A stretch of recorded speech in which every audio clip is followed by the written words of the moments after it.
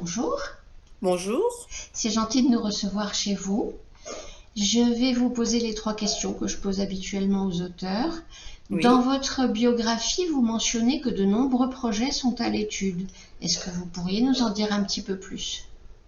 oui. Alors déjà, je me diversifie dans mon écriture, puisque j'ai commencé par une autobiographie pour continuer, comme vous aviez dit, avec des livres un petit peu plus légers ou un roman policier, des Oui, nouvelles, mais également de la poésie. Je travaille actuellement avec ma petite fille, d'ailleurs, sur un livre pour enfants. oui. Et j'ai également comme projet de faire un roman fantastique.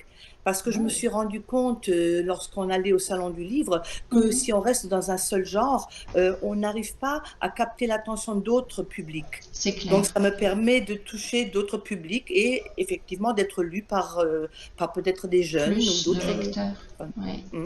Est-ce que c'est pas difficile de passer d'un sujet à l'autre parce que je suis moi-même écrivaine et pour moi ce serait très difficile d'écrire du fantastique parce que il faut une super imagination pour chercher tous ces détails.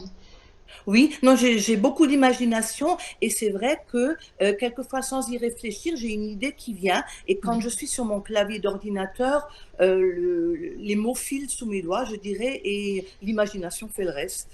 D'accord, vous avez bien de la Mm. chance. Mm. Vous avez écrit des romans légers sur fond de romance amoureuse, mais aussi un thriller. Comment est-ce que vous arrivez à passer d'une histoire à l'autre? Parce que ça ne doit pas être évident Oui. quand même. Alors, thriller, c'est peut-être un grand mot, c'est un roman policier Oui.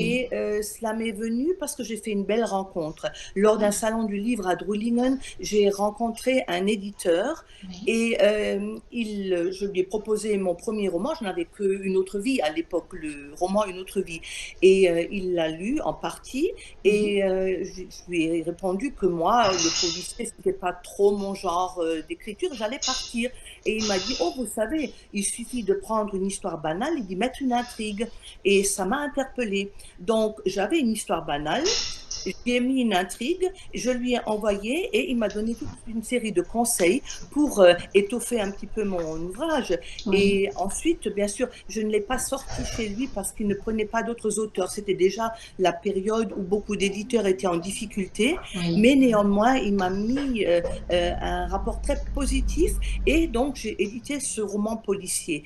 C'est un roman sous forme d'intrigue qui tient en haleine jusqu'au bout.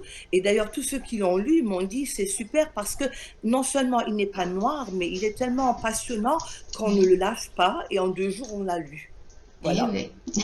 Bravo.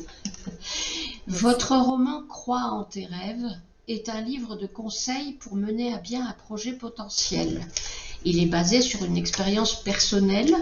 Quel était le rêve pour lequel vous avez dû vous battre? Parce que vraisemblablement, c'est ce que j'ai cru comprendre. Oui, alors dans un premier temps, j'ai toujours voulu écrire et être publié, être Oui. connu, être lu surtout, hein, pas forcément pour gagner de l'argent, mais pour être lu. Et c'est vrai que j'ai dû attendre ma retraite pour pouvoir faire aboutir ce projet. Oui. Mais je crois que je me suis toujours battue contre les injustices et Oui. contre les personnes qui justement sont un petit peu imbues et pensent qu'elles peuvent mieux, qu'elles savent plus de choses. Oui. Voilà. D'accord. Mm. C'est très bien. Vous avez les capacités de donner ces conseils pour des projets. C'est quoi comme genre de conseils que vous donnez pour monter la projet? Alors, moi, en fait, lorsque j'ai écrit mon premier roman, de nombreuses portes sont ouvertes. Je me suis adressée pour commencer au maire de notre village, qui m'a donc orientée vers la bibliothèque, dont je suis devenue bénévole d'ailleurs, hein, Oui. et je travaille en collaboration avec la médiathèque de Sarreguemines. Cela m'a D'accord. permis de rester dans le domaine du livre que j'adore. Enfant, je lisais énormément et quand j'étais à l'école primaire, j'ai eu le premier prix de lecture parce que j'étais passionnée. Et D'accord. j'estimais que même quand on n'a pas les moyens, on peut voyager, on peut lire, on peut se documenter grâce à la lecture. Oui, c'est Voilà. vrai. C'est tout à Mm. fait vrai. Et donc, j'ai voulu faire partager mon expérience pour que d'autres aient aussi le courage de se lancer. Alors, j'ai expliqué toutes ces fameuses portes qui se sont ouvertes pour moi. Et je pense qu'en adaptant ces conseils, on peut réaliser d'autres rêves.